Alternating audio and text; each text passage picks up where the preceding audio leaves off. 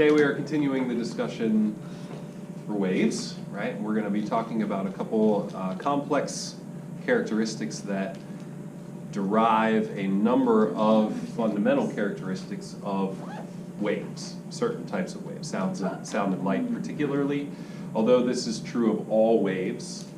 The first of which is today's discussion, which is diffraction. To define diffraction, it is that an energy spreads out over time through space. But what that means is much harder to glean from the definition. So energy spreads out over time through space. So the point of understanding how and why energy spreads out through time and space is most easily conceptualized by thinking about a very calm, very smooth, very big lake, right?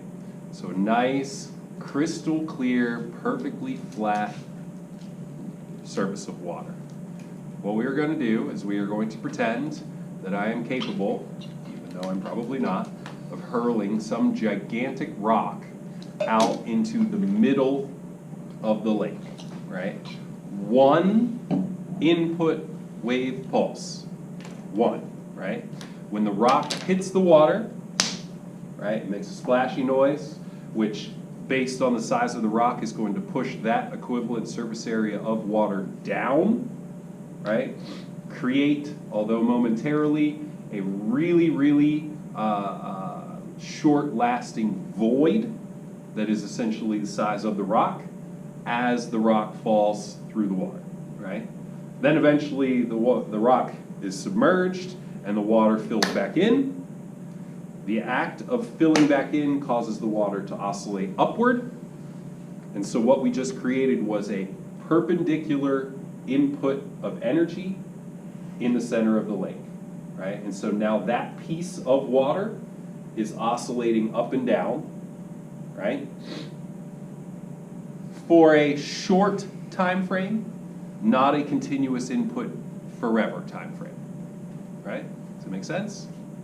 I assume that you can picture what I'm going to draw, right? Because essentially what happens is concentric circles seem to appear and then move outward as more appear in the middle. So, yes, so let's talk about a number of those things, right? Those ripples that you see, right? These ripples. Let's say that I put the rock goes in the water right about there, right?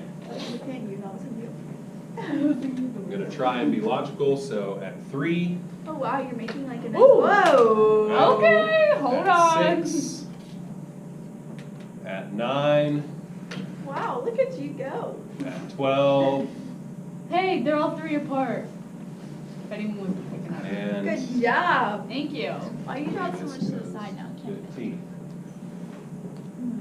Can you go all the way? Oh.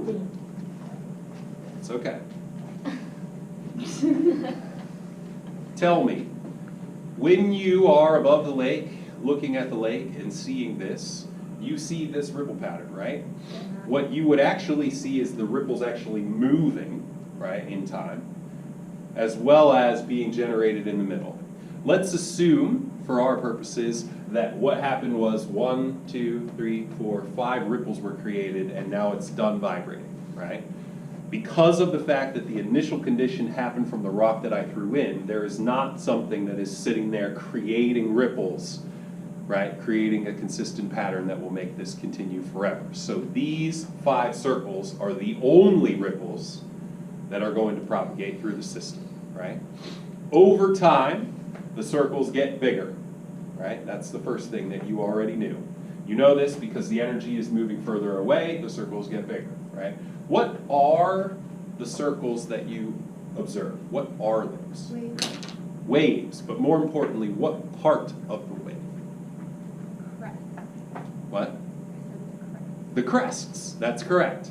You're seeing the highest amplitude in contrast to the trough, the lowest amplitude, which would be directly behind it. That's exactly right. So what you are actually tracking is the wave pulse crest as it expands through space. Right? Does that make sense? Why are the wave crests equidistant apart?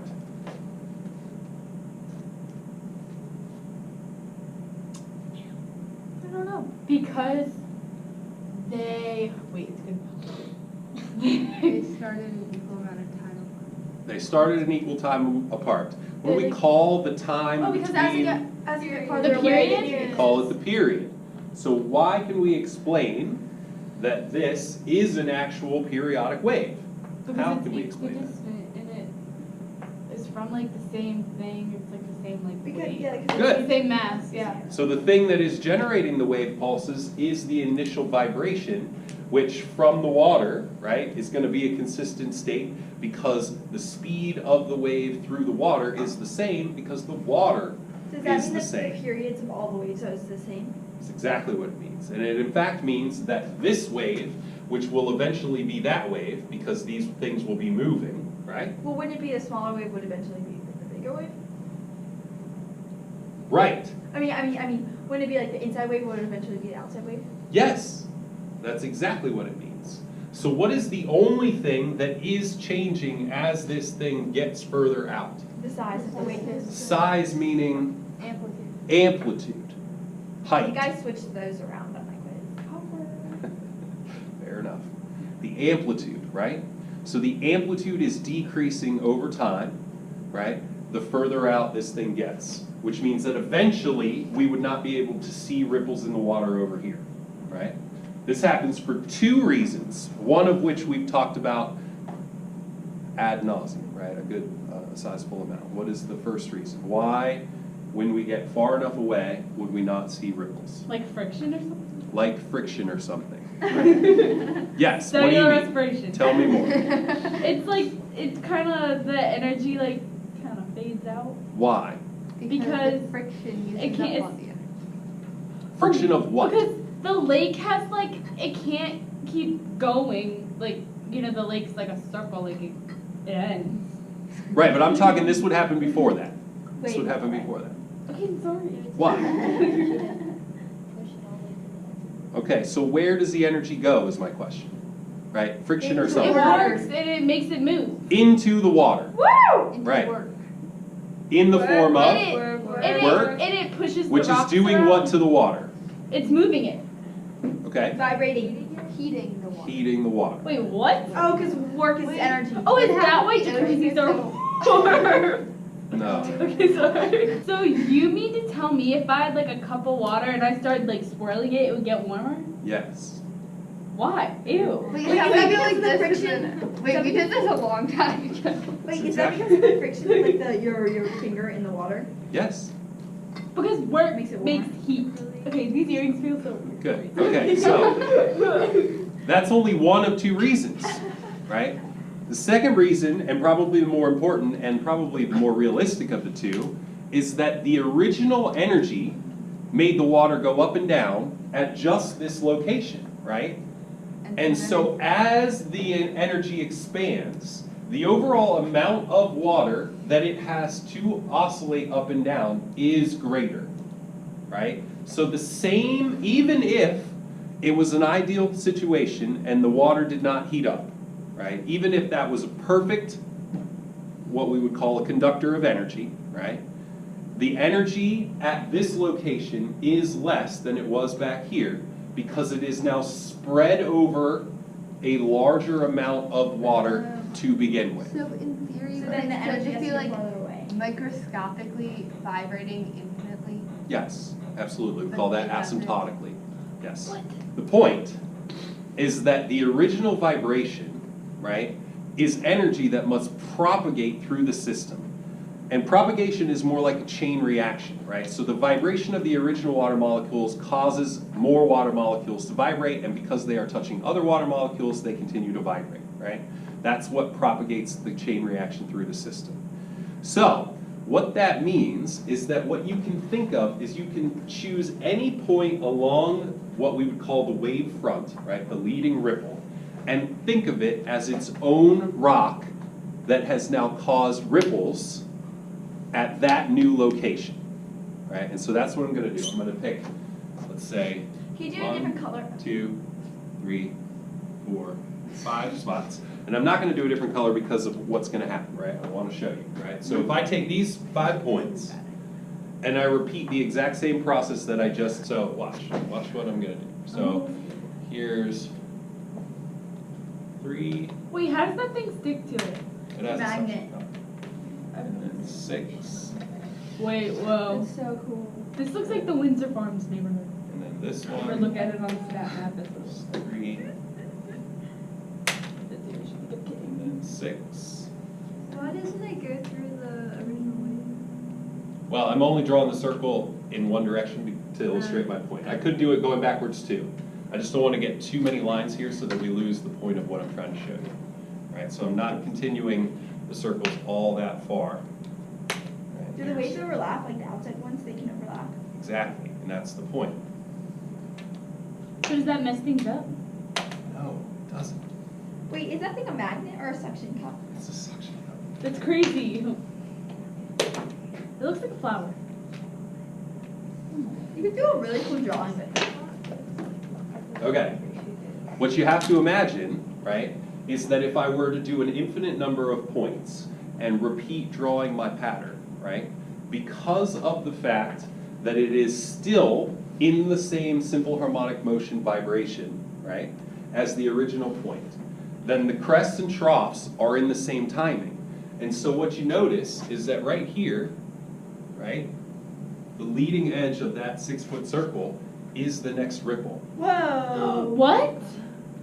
I'm in shock. The constructive interference of all the points of the wavefront are moving at the same speed because they're traveling through the same medium. That makes Right. sense. So there are, so in between those, like the 3 and the 6 and the 6 and the 9, there are those smaller waves inside of them? But you can't see them because they're canceled out by the destructive interference pattern, creating a trough behind and canceling everything else. So if I were to do that with an infinite number of points, what I end up with is a crest, and then a trough, and then a crest, and then a trough, and then a crest, and then a trough, and then a crest, and then a trough. And what you see is, I think these are 3 apart, right? So there was another one here, right? And then one there, and then the next one, and then the next one, and so on. Okay. That alone proves that energy is spreading out at a consistent speed through a uniform medium, right? That alone, because the interference pattern of a near infinite number of points is still compounding and adding together in exactly the same way as the original pattern was to begin with, right? So that is what diffraction is. Now, what's neat about diffraction and why that's useful, right, is what would happen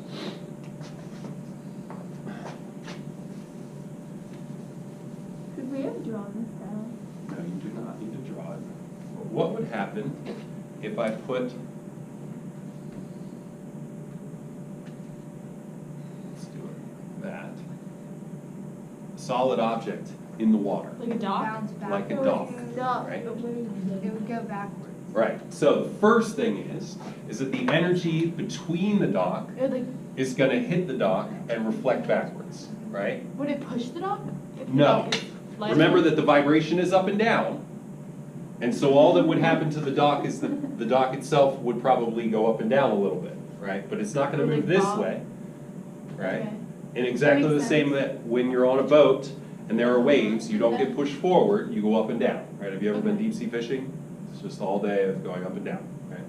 All right, so the point, of course, is that as you trace these waves through here, right? Oops, I moved my center spot. The wave pulses acting all the way up to this are going to be exactly the same as they would be, right? So you just have a void in the pattern, right? What about like behind it? Well, so behind it, right, there's going to be echoes and there's going to be all kinds of They're like- interference patterns and all kinds of stuff, right? So you'd have waves going as though this was a centralized point. You could do the same thing that we just did. Put points like this, right? And then do 3, 6, and so on. And do it with these points as well. 3 and 6. and see that there would be a wave pulse that would probably go something like that, that would propagate back through here. You wouldn't be able to see it though, because it would compound with the original input wave, and you get some sort of interesting, what we can only describe as pattern, right? Who knows what it would actually look like. Try it? We can try it, but not right now. But the point is, right, going this way, right, these waves are still 3 inches apart, and so they're about like that, right? Oops. Can we take a field trip to the beach? That would be cool.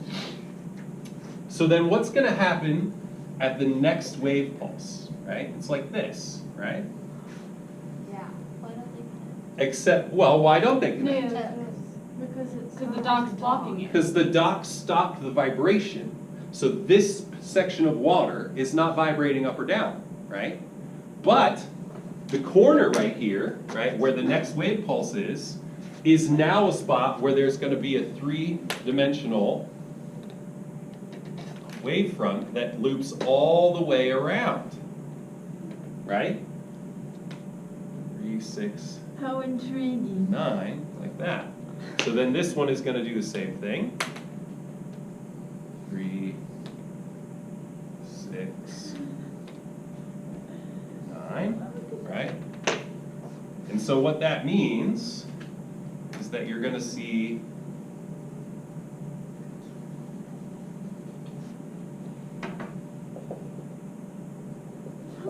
a void space like that, right? Until the wave fronts meet out here in the front, and then it just keeps going like it was never there, But right? So because of the fact that diffraction occurs and the energy is expanding as it propagates, right? Expanding in time and space as it moves, right? So it's not just moving, it's expanding in time and space, right?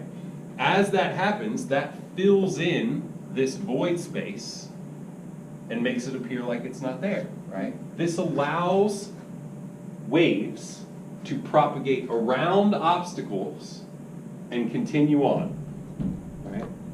Why would this be useful for energy to do?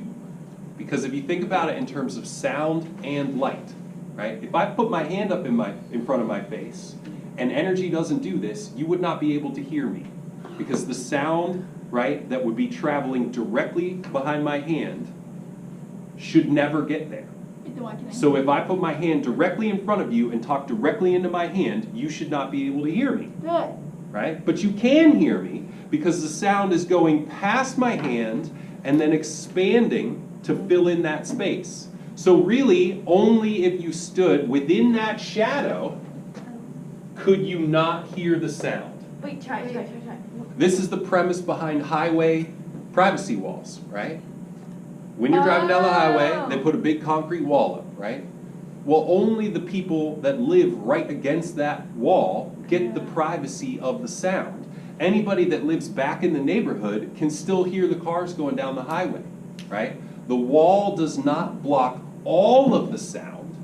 It blocks the direct line of the sound. And since this energy, right, is an expanded form, this overall intensity is decreased, right, the further away you get. And so the volume, the amplitude of these waves is less. What's amazing about this is that you can actually see this pretty easily with light, right? Tonight, With go home, shadows. you get a flashlight, right? Yeah. And test the shadow. If I take a book and I take a flashlight and I shine it like this, what I do not see is a straight line of light to the side, right? I see the light go in and bend this way and start to fill in. Well, that's diffraction, right? That is proving that after the void, the energy is not just propagating forward, but expanding as it goes. And so you can literally take a flashlight and shine it up against a solid surface and see this line going out across the surface. The whole point of this is, if you think about diffraction as expanding from a singular light spot, right, like a laser, if I shoot a laser at the wall, the spot on the wall is bigger than the hole coming out of the end of the laser. Because as it travels across the room, the light ray spreads out. But because the frequency of the light is really high and the wavelength is very small, it doesn't spread out very far, right? This is why, right, if you think about all the movies where there's ever a guy that's got a red dot on his forehead, the red dot is way bigger than the pinhole that the laser is actually shooting the light through, right?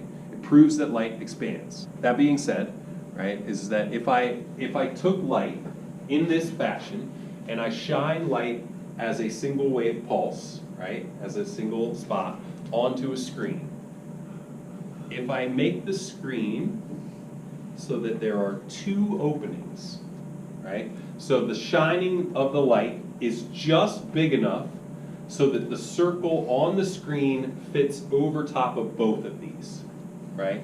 Now I've zoomed in a whole lot because in the real world, these openings would be microscopically thin, like carved with a razor, onto a surface where then I'm shining a laser light that is big enough to cover both of them, right?